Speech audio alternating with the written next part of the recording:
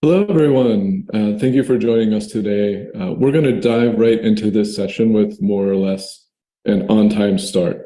Welcome to today's webinar from SBI on how CEOs are viewing the next horizon.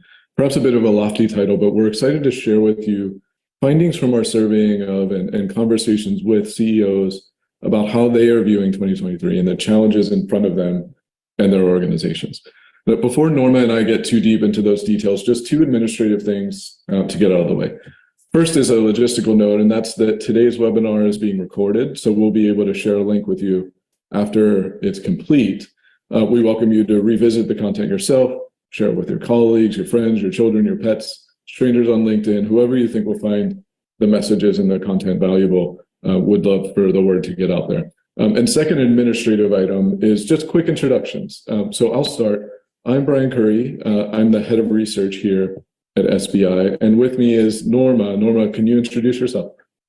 Yeah, hi everyone and welcome. I'm Norma Nieto and I'm an engagement manager here at SBI. I'm a lifelong strategy consultant who's worked with organizations of all sizes and types. Before I really focused on growth strategy and execution here at SBI in the last several years. Great. And so Norma and I, we're going to share duties here. I'm going to share the research findings and what we've heard across some recent conversations we've had on the research over the past couple of months. And then Norma's going to add in her expertise from partnering with dozens of clients, as she was just mentioning. So let's get into it. I'm going to try to advance the slides. All right, perfect. So just a bit of context for why we see it as so important to take a regular pulse of CEOs and their teams. We find CEOs entering 2023 with one word on their minds, and that word is uncertainty. Some see demand declining, some don't. Some are managing costs tightly, some aren't. There's this general consensus they just don't know how market conditions will evolve. In fact, they've told us they've stopped incorporating the perspectives of market prognosticators into their assumptions. Maybe this is something they should have been doing a long time ago, but now they are. It's just too unpredictable. So one perspective that's a bit more reliable than all those prognosticators, though, is the wisdom of the crowd of peers. That's other CEOs and go-to-market leaders. That's what we've collected here. So just showing you on the screen the demographics of the survey that's going to form the basis of a lot of what we talk about across the next 20 minutes or so. So more than 100 CEOs and C-level executives across industries, maybe a little bit of weighting towards technology, media, and telecoms, and a bit of weighting towards privately held companies, which you see there in the bottom left. They're a little harder to get a read on than public companies who have quarterly reporting requirements or at least tendencies to report more quarterly. So we're going to share with you 5 important connections we saw as we looked at the responses coming in from this group here. These represent challenges that come with the uncertainty that I was just talking about and tensions that result when leadership teams seem to both at the same time protect against downside risks and stay ready to jump on any demand acceleration. So let's get right into it. The first of the 5 is about growth versus earnings. So there's this steady march that we're seeing away from growth at any cost. That was kind of the perspective of the past few years, and it's starting to turn. It's probably long overdue, but it brings some adjustments that we find CEOs and their leadership teams not fully integrating into their thinking. So it's not a surprise that demand degradation, market signals we're seeing, that CEOs are observing a shift in emphasis from their investors. That's what the chart on the left is reporting there. The emphasis that they're seeing from their investors in terms of the extent to which they're weighting growth versus earnings. And that 7-point jump, it's pretty significant. And it actually appears to be growing even bigger in the early part of 2023. We're just collecting a little bit more data on this now, and we're seeing that actually turn into the 50+ range. But the right side would indicate that strategies aren't fully aligned with this emphasis on earnings. More than 70% are committing to expense increases. And while most of those are moderate, right, they're all in, 52% in that increase by 10% or less. These increases, they put more pressure on growth in order to achieve the earning expectations, right? If you're going to increase your expenses, then you're going to have to increase your top line in order to deliver on those earning expectations.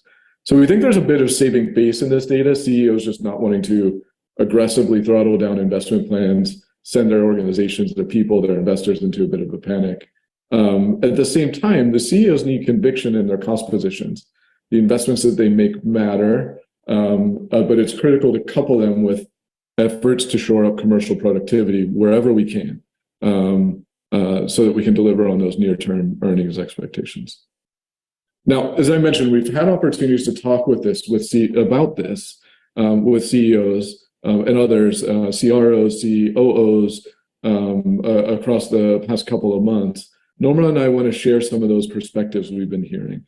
So I'm going to advance one page where we've got a lot of text, but I'm going to summarize it a little bit, and we'll talk about this a little bit more. So the general theme, if you think about the top line part of the earnings equation, has been that demand, while slow, it's about at expectations, and in some cases beating them as CEOs and their teams have looked at the first year. It's particularly true with customers from smaller segments, because they can make decisions faster, because decision time is slowing quite a bit. But nobody's taking their eye off the ball on margin expansion, right? We've heard Mark Zuckerberg talk about the year of efficiency, and we're hearing that across the board. Norma, I want to bring you in here. Tell us about what you're seeing and hearing in your conversations with clients here. Yeah, Bryan, I think I'm definitely seeing the variety of reactions here. And I think we've all seen some of the high profile reductions in sales headcount at companies like Salesforce as a way to boost margin and efficiency. But as you point out, a lot of the CEOs that we talk to are taking a little bit more of a cautious approach. So we've seen some just letting attrition naturally reduce headcount without aggressive backfilling as a way to, help boost some of those margins. We've seen some tightening of marketing budgets, but not complete reductions. And we've definitely seen a lot of our recent projects are focused on productivity of resources, which you mentioned here, right? As far as if you're going to continue investing in resources, you better make sure that they're productive. So we're seeing a lot of, account segmentation. Are they pointed at the right accounts? Do we have the right organizational structures? Do we have the right coverage models? How are we leveraging ABM? And we'll hit on a lot of those different strategies later in the presentation as well. But yes, overall here at SBI, we're seeing the shift towards efficiency, but definitely not efficiency at the expense of effectiveness, which is really going to be paramount for that long-term growth. That's great. And it's great to hear that people are doing things, right? They're not just talking about efficiency and earnings, but they're actually, they're coming to us and to others and sitting in their teams thinking about, okay, well, what can we do? What are we going to do besides natural attrition, right? The things you're talking about, account segmentation and others. Awesome. All right, so let's shift to the second thing we're seeing and hearing from CEOs. And that has to do with time horizons. So horizons is in the title of this webinar, and this speaks directly to that. The tension that we saw here is this desire to maintain a long-term focus, but coupling that with a pulling back on growth approaches that support that long-term view. So you see that playing out on the slide here. On the left, the best leaders, they're always thinking about multiple time horizons. It's not really a new phenomenon, and the data is kind of saying that we're doing it now as well. 58% of their time spent on the short term, but another 42%, nearly half of their time, spent looking at the 12 months and beyond horizon. Important always to be doing that. The trick here is that the approaches to growth aren't quite reflecting this long-term emphasis. That's what you see on the right side of the page. We've got 4 different strategies mentioned here: focused, hedged, innovative, and agile. The light blue bars represent last year, or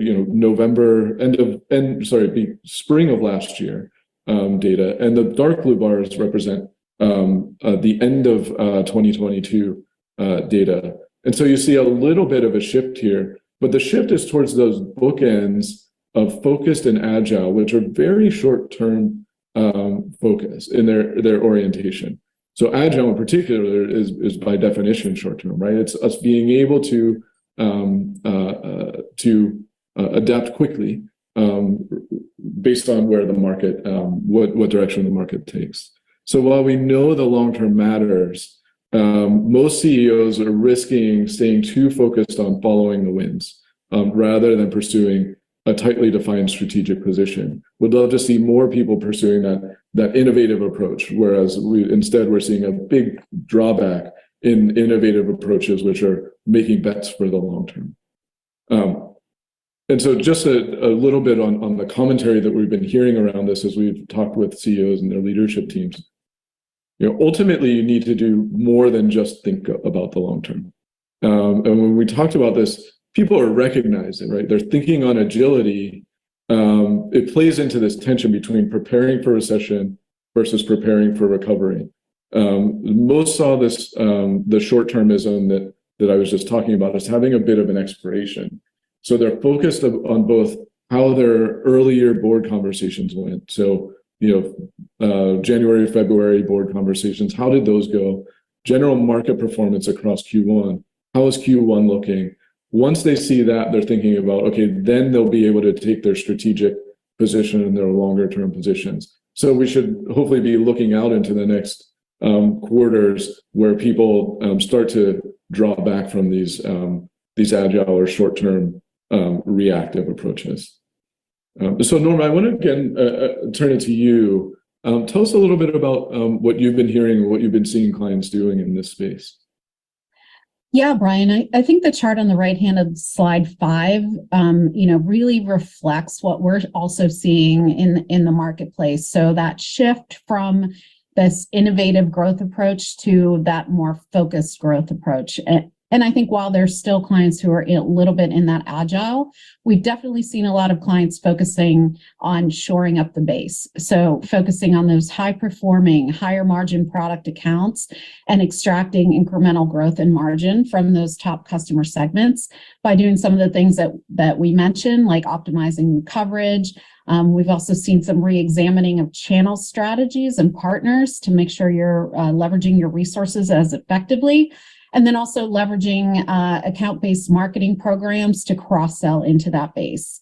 And there's no doubt that for many companies, there's still a lot of growth to be had here. I think with the exception of a few smaller clients, we haven't seen that many companies really placing their bets in that innovative category, which of course makes sense, right? It's a higher risk strategy right now. It's a higher cost growth strategy. You have to invest in marketing to launch new products, reach new markets, et cetera, in this time of uncertainty. However, I think to your point, this is a strategy that could pay off handily if you're willing to take the risk here. Yeah, for sure. Ultimately, it's about, are there a couple of smart strategic bets that people can be putting into play? The way we've been thinking about it, and we've heard some talk about it, is, investors are baking in the realities of the market into their expectations. So there's a little bit of air cover there almost, right, to take some risks. And so we're starting to see some companies think about what are the things that we can do to prime the pump for market acceleration. And that kind of flows into this next trend that we wanted to talk about, which relates to how the senior leaders are thinking about value creation strategies at the corporate level. So how are we driving value to our investors and to our broader group of stakeholders? And so it relates to that growth versus earnings conversations we started with. And it also relates to how you think about the trade-off between those things, and then making investments in innovation and new market bets. So let me orient you, the group here, to the page just a bit. So if you start with the circle on the left, this is our value creation compass that we talk about often here at SBI. So right in the middle of the screen, or the middle of the circle there, where you see those golden arrows, those crosshairs. So these are the two dimensions that any firm find themselves caring about: growth and expenses, right? So the vertical axis is the rate of growth. Is it increasing? Then you're on the top half. Is it decreasing? Then you're on bottom half. And again, I'll emphasize rate of growth. So it's not necessarily about negative growth. being on the bottom half. It could be, but it's more often what we see is the rate of growth is slowing, maybe from 10% growth to 7% growth. So you're not necessarily contracting, you're just slowing. On the horizontal axis, we've got expenses. Again, are they increasing or are they decreasing? If you're to the right half, they're increasing, or to the left half, they're decreasing. So if you find yourself in a situation where your growth rate is increasing, but your expenses are too, then you're in that northeastern quadrant, number 2 there, accelerating growth with increasing expenses. So that's the orientation. To the right, you see what our benchmarks say about where people are and how they're shifting. So color scheme is similar to what I was showing on the previous trend we were talking about. Light blue is from the spring of last year. Dark blue is from the very end of last year.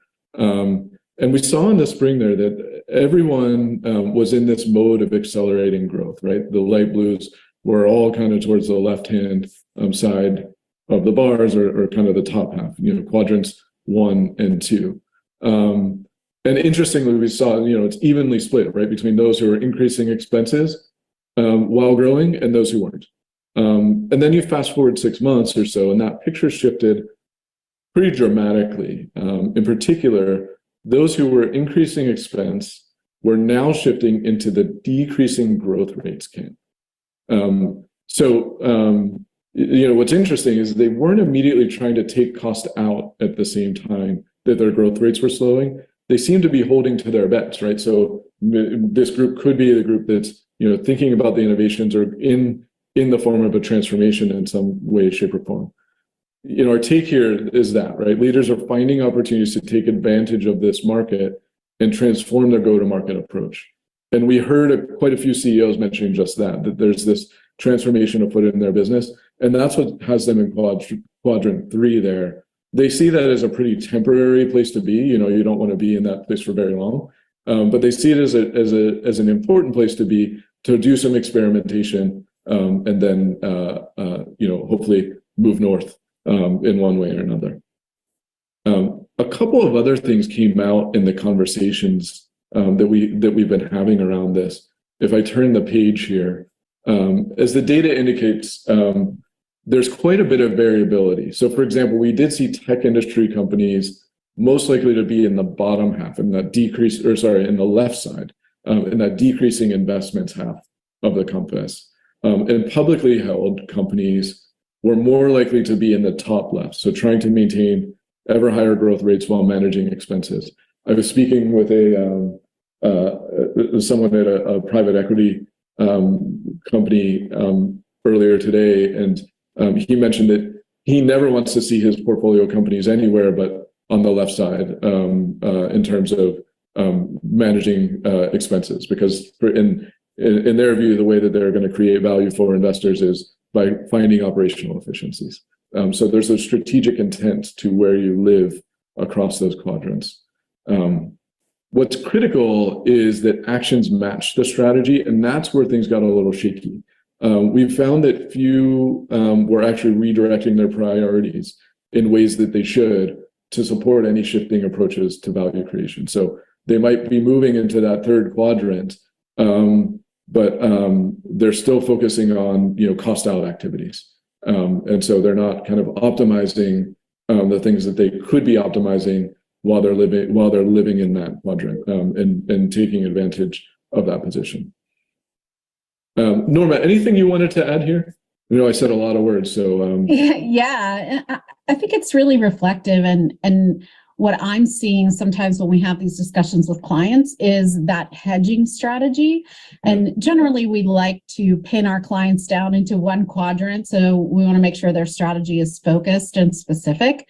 But we're seeing a lot of clients kind of struggling to articulate which quadrant they're in, because they right now feel that they want to be doing all of them, or that they should be doing all of them, whether it's for different segments or different products, but that there's some element of a moving to valuable revenue streams, or some elements of maybe we place some bets in new products. So we're seeing a little bit of an all over the place thing, which I think you also see reflected in the data.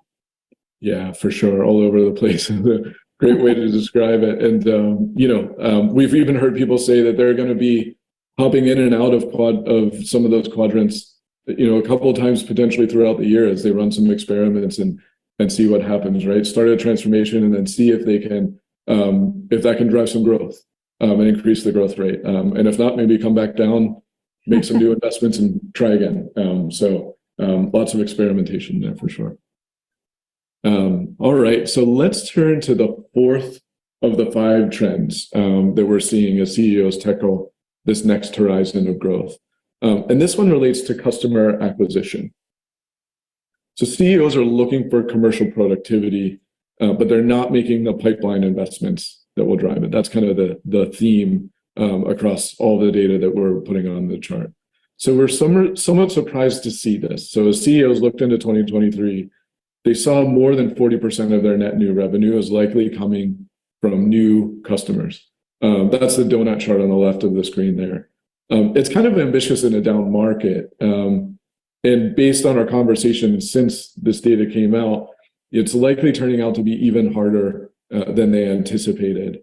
And so you could see that number reducing. But even if that turns out that more of their net new revenue will come from existing customers, the concern we're seeing is whether their investments in building pipeline will allow them to pull that off either way, right? The data on the right side seems to indicate maybe not. They're looking to marketing as one of the most likely functional areas to see a reduction in budgets relative to 2022. So that what you're seeing in that number there with the red box around it is 24% of companies seeing marketing as a place where they're going to decrease investment for 2023. So a quarter of companies seeing that, and a lot more maintaining, very few increasing there.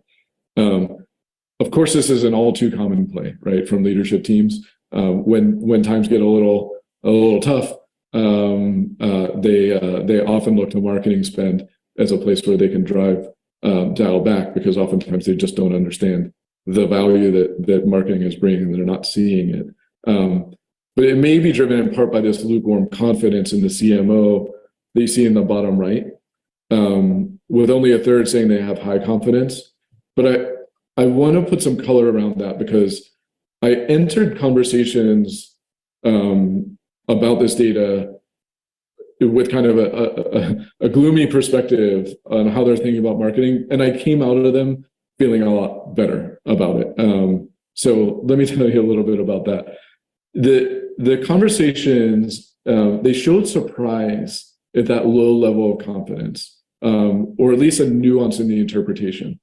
In essence, what came out is an articulation that the neutral response, it's not a reflection of the CMO or of marketing as a function more broadly, but more the challenging nature of the current environment.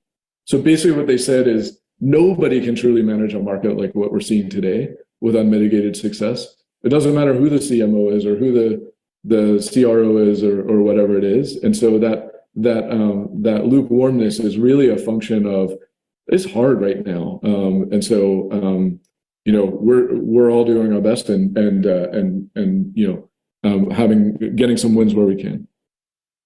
And so in the end, I think what people are recognizing is you can't drive commercial productivity without well-run marketing.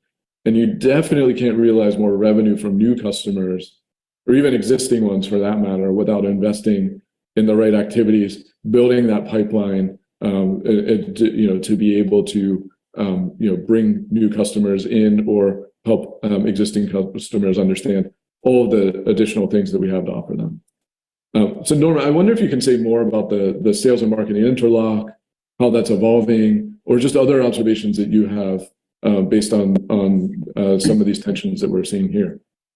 Yeah, well, first of all, I'm really glad to hear that, it's not a lack of confidence in the person or the role, but that it's the nature of the environment. As someone who has great empathy and has had a marketing role myself, I definitely am happy to hear that.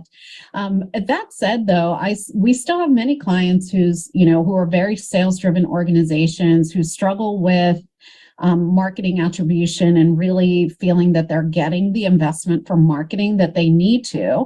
And to your point, that's where sales and marketing interlock is so critical, right? So you can run the best marketing program in the world, but if sales drops the ball or doesn't believe that marketing's leads are as good as the ones that they themselves generated, it's all for naught. So really, when you think about, trying to achieve productivity and efficiency from all the investments, this is a critical area to focus on. So you want, especially when you're redirecting these marketing investments towards dedicated and targeted customer marketing, in terms of trying to expand the base, whether you believe that that's where your growth is going to come from. It's a powerful lever that, a lot of clients aren't really pulling because of that lack of feeling that they can attribute what marketing is contributing. How do you measure what marketing does versus what sales does when you have a mature customer? Things like that. So in addition to, there's also role conflict that occurs, rules of engagement that aren't clearly defined. You have some reluctance sometimes from account managers who have strong relationships with customers to say, I don't want to know, I'm not sure what marketing is going to be doing. What are they going to be sending them? Are they annoying my customer? So it becomes really imperative to establish clear goals and metrics across the entire funnel, across the entire life stage of customers, to create role clarity, define rules of engagement, and really drive that sales, marketing, and customer success interlock to make sure that you're getting the effectiveness of these programs as high as possible, and then that you can have some confidence in the CMO and the ability of marketing to influence even in uncertain environments. Yeah, it matters so much more, doesn't it, when the focus turns to existing customers and upsell and cross-sell, because it's harder, no doubt. Yeah. Yeah. All right, so we've got one more to do. We wanted to click down from all of this maybe more strategic stuff to talk about our people as the fifth of our big takeaways. Not that people-related issues aren't strategic. One thing we saw in our data was that sales budgets, they're among the least likely to see cuts. You saw that on a couple of slides ago.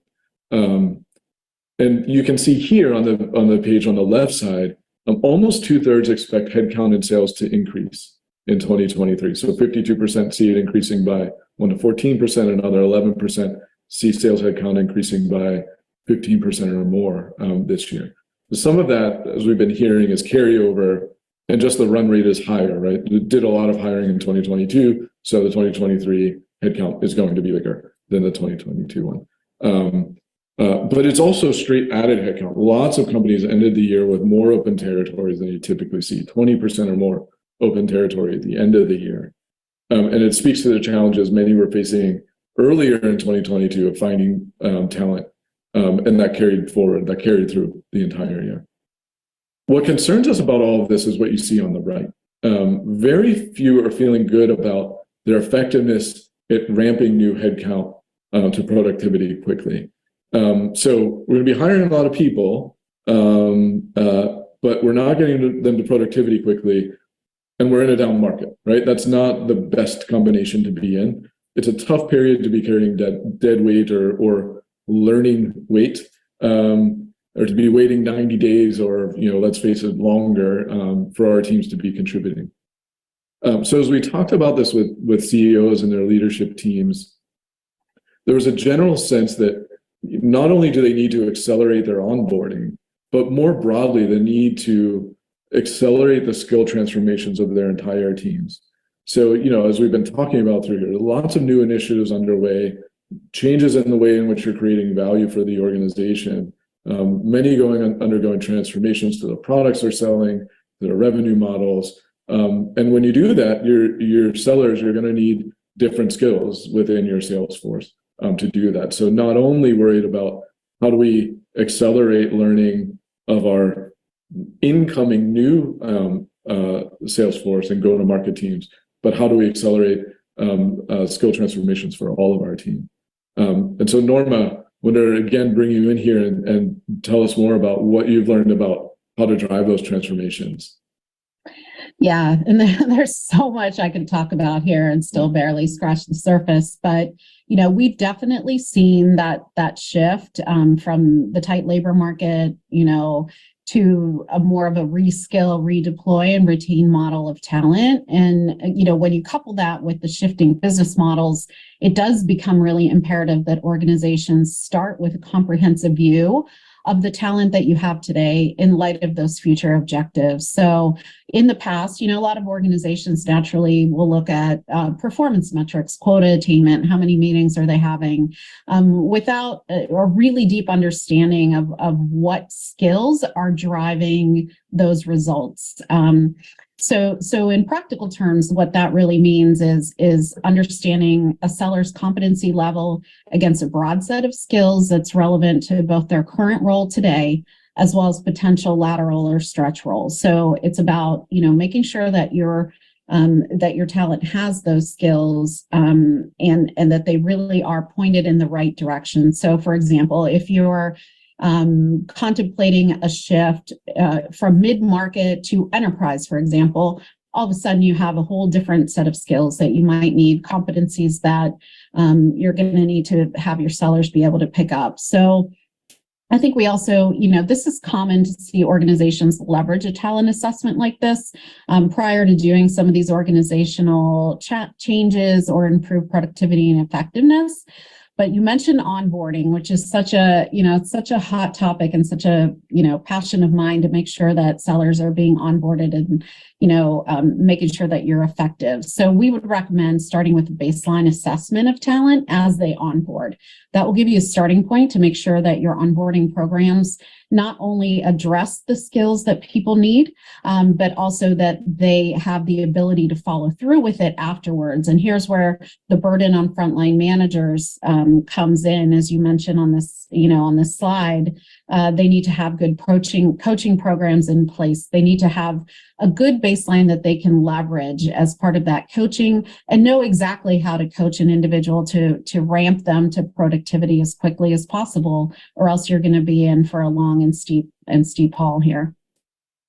Yeah, the importance of the manager. And there's a lot of interesting conversation that we've been hearing too about, concerns about to what extent managers themselves are getting burnt out with all of the new demands on them and the new coaching that they have to do within their team. So, and the transformations that they're driving. So another place where I know sales leaders are spending a lot of time thinking about. So Norma, I think we have one more slide to talk about here. This is the checklist that you've put together for the group. Do you want to talk about this? Sure. Yeah. I mean, there's a lot of things to think about. There's a lot of uncertainty. So just a couple quick points to think about as you head into quarter two and perhaps a period of continued uncertainty. So number one is really around, it doesn't matter which strategy you're pursuing, which quadrant you're in, as long as you as a leader have aligned with everybody on your own leadership teams, on your teams, and make sure that you've communicated clearly, whether that's margin focused or growth focused. So everybody's pointed in the same direction and being as productive and efficient against that strategy as possible. Number two is really about trying to find out which way the winds are blowing. So are you tracking the right leading indicators, whether that's in the marketplace, not necessarily those prognosticators, but among your customer base specifically, and how is your talent performing? So of course, top of pipeline metrics like inbound lead volume, lead conversion rates on rolling basis and frequent basis are critical. There's some other interesting leading indicators you can keep an eye out for, if you're looking to protect your base. If you use any of the engagement tools, you can track if your customers are searching for your competitors. You can see if they're looking for cost-effective solutions for what you have to offer. So we recommend that, you're keeping your eye on those right early indicators if you want to be agile. And then the third point, I think I touched on this a little bit, is, do you have the right coverage models? And if you have account segmentation, does that model need refreshed in light of these changing market conditions? Is your ideal customer profile still the right one, given the changes that have occurred in the marketplace? So this is super important because obviously that underlies the potential that your sellers have the ability to obtain. Number 4 is around marketing and ABM. We mentioned some of this. Again, making sure that you have a really effective account-based marketing program against those existing customers and even new logo, right? So if you have high ambitions to acquire a lot of net new revenue from new logo, you also should be very targeted against these prospects. And then, of course, the last one, which we mentioned, was around talent. So are you assessing your talent at onboarding? Have you assessed them at key inflection points? And are those assessments relevant to where you want to head in the long term as far as your growth ambitions and your margin objectives? So those 5 things you can start working on, and hopefully you'll head into 2023 with some additional clarity. What a great list. Thanks, Norma. It's a great way to sum it up. We covered a lot, didn't we? I feel like that's only 5 things to do to get 2023 done right. And so these are the things, as we try to work within the horizons that CEOs are setting for us. A great list. So a lot to think about here as we wind down. We're just at time, maybe a little bit past. Just a couple of reminders to everyone. We'll send you a copy of today's recording within the next 24 hours and slides from the presentation as well, so you can read all of the details that we put in there. And that's it for us. In the meantime, have a great rest of your day. Hope to see you again next time.